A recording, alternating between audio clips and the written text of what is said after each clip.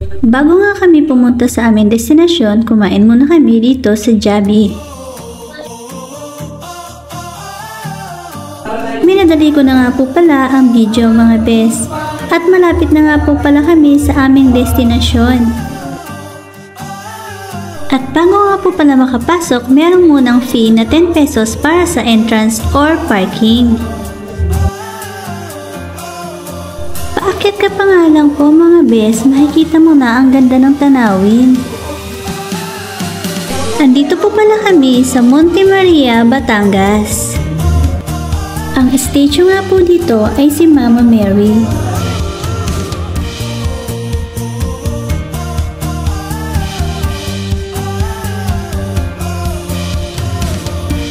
Pagdating ko pa nga lang po dito, sobrang sarap na ng aking pakiramdam dahil nga po sa ganda ng tanawin, may dagat at mga bundok. Dahil ito nga pong statue ay nakatayo mismo sa gitna ng bundok. Ang taas nga daw po ng statue ito ay mayroong 322 feet ang taas. Konting kaalaman lang din po, ang developer daw po nito ay Chinese. At na-build daw po ito 5 years ago na.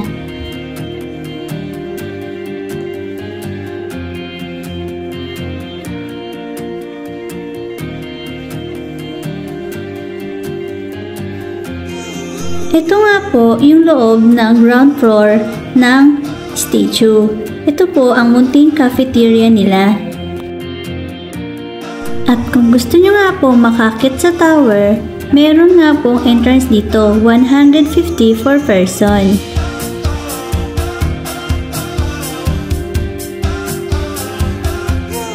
And syempre, may bayad nga po ang entrance dito.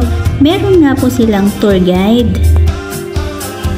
At bago pa nga po makarating sa taas ng tower, kailangan mo munang sumakay ng elevator. Dahil nga po, 17th floor ang ating pupuntahan. Andito na nga po kami sa tuktok ng tower.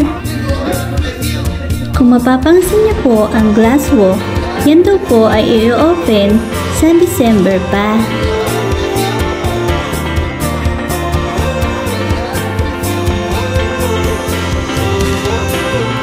Dito nga po pala sa taas, meron nga po pala silang time limit, 15 minutes to enjoy the view.